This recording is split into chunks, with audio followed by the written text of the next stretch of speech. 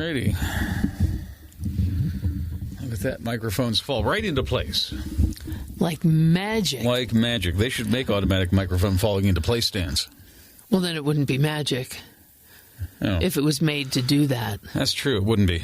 No, magic is way more fun. Magic is what makes a CoupleCo work, isn't it? Well, then there's nothing for me to do.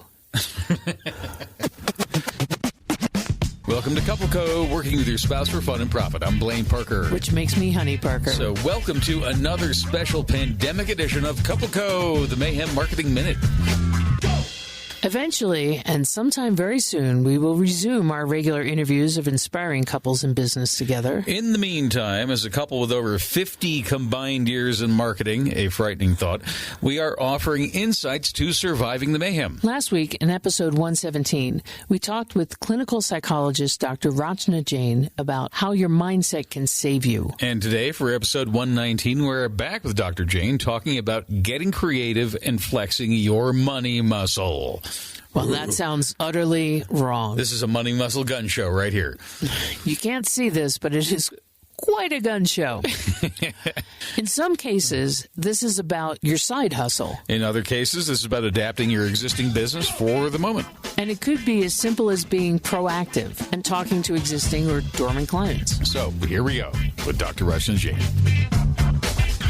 When we look at the actions you can take, definitely starting where you're at. So going back to the clients that you have now, clients that you've worked with recently, and then looking at how you can solidify or cement those relationships and seeing if there's any opportunities there. That would always be where I would suggest starting. I think that's interesting. And two things that might be helpful about that. One, I find that it's always helpful to be proactive. So there you are moving forward. And that's something that we can all do, is getting in touch with our current clients and seeing what they need. And the other thing that's helpful is, we talked to you before about anxiety, and we all have anxiety.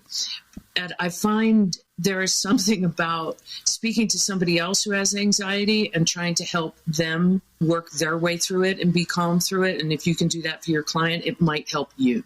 Absolutely. I mean, that's whole professions are built on that kind of concept. Well, it's like we've always joked that our business is really a kind of therapy. Oh, it is. Because we sit down and talk to people about their businesses in an effort to brand them. And no joke, after presenting the new brand to the client, we have repeatedly had clients cry. Because, it's really about where we find our uniqueness as entrepreneurs.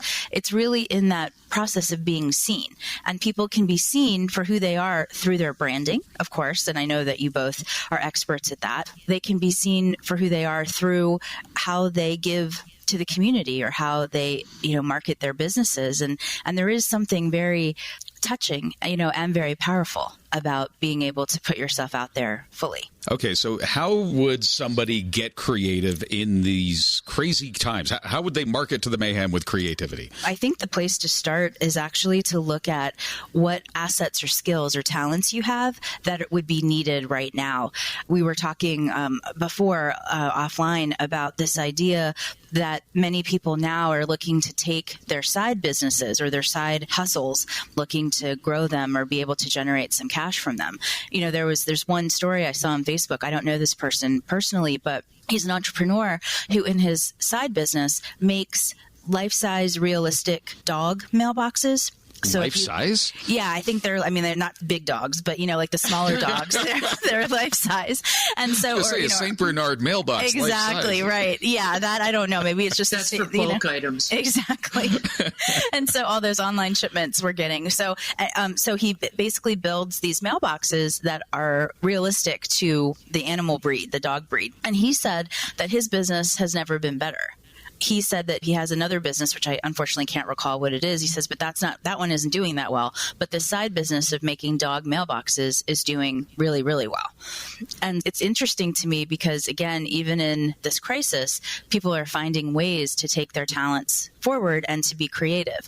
Alongside that, there's a lot of people now asking that if they wanted to sell their art or sell their, dog mailboxes or something like that, how would they do it?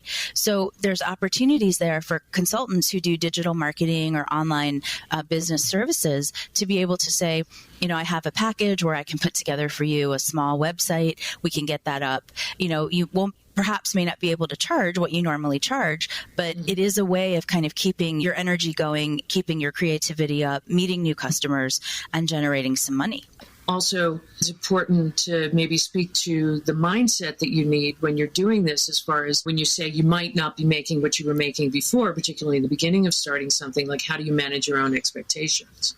And that's key. And I think that one of the aspects to realize, and this, everyone, this is the part maybe where they'll roll their eyes, but it's really, really important. It's really, really important to take a look at your own self-care in this time. If I look at 90% of the conversations I'm having with my entrepreneur clients, it's really about people finding ways to be resilient in the face of all of this uncertainty. And still, hands down, the best way to build resilience is the very basic things.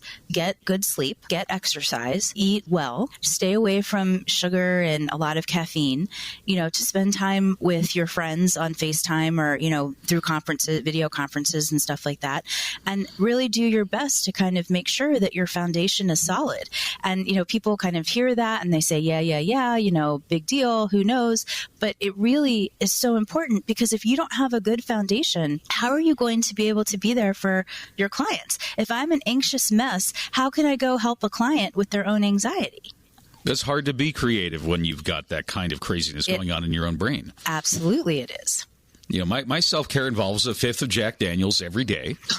For some reason it works, but I don't recommend it for anyone else. Oh, I was going to say... I would like to clear it up that is not the case. Did I also mention delusions? Exactly, right, exactly. Whatever works, whatever works. I mean, self-care, none of us can go to a gym right now, but most gyms are offering online classes. I'm kind of connected to 3 gyms, and I shop them each morning. I'm like, which workout do I want to do?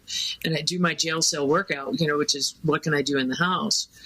We try to get out and do hikes as well, but that reminds me of who I am, in addition to getting the physical workout, because working out's kind of part of my daily routine. And so if I can keep that going, then it's like, yeah, that's me. I'm okay. Okay, so I have a question. What would you say for somebody who wants to get creative? What is the one action item to take away from this conversation? Oh my gosh, do this exercise that I would love to tell you about. So the exercise is something that I read in one of James Altucher's books. Unfortunately, I'm sorry, I can't remember the title, but the idea behind it is that you sit down and over a period of a few days, you generate 10 new ways that you could make money. And I think it might be coming out of his concept of like, what's your side hustle? And so the idea is that you look at all the skills you have and you write down all the ways that you can make money from the things you know. The key here is that it's basically a brainstorming exercise. So you can't censor the ideas before you write them down. You just actually are looking to get into the flow of writing down as many ideas as you can. So I have done this. It's a brain dump. It's like, kind of a brain dump. But the key is that most people can get to about 8 ways or 10 ways. But pushing yourself to get to 100 ways really can, jumpstart your creativity, it can spark it. The other thing is it can really cause a reduction in your anxiety because you remember how resourceful you really are, how many capabilities you really have. And it gives you something to focus on in this concept of moving forward. And it's really fascinating because I've done this exercise multiple times over the course, of learning about it, which was some years ago. And every single time it's fascinating to me that there is some evolution in what my list is. And then if you go back and you look at all your lists or all the times you've done this, you really see that even if it looks different than you expect, you do have a lot of skills and a lot of ways that you could generate money as you need to. So your action items use James Altucher's exercise for becoming an idea machine, which will help you flex your money generation muscle. We've got a link to James Altucher's webpage for this exercise at CoupleCo.com/ideas. That's CoupleCo.com/ideas. If you have any questions for us, reach out to CoupleCo on Facebook at CoupleCo Podcast. Or send an email to coupleup@CoupleCo.com. As one couple recently did. Yes, and we will see you on the next Mayhem Marketing Minute from CoupleCo, working with your spouse for fun and profit. CoupleCo is a production of Slowburn Marketing, LLC, copyright 2020, all rights reserved. Love you, baby. Love you too. CoupleCo out.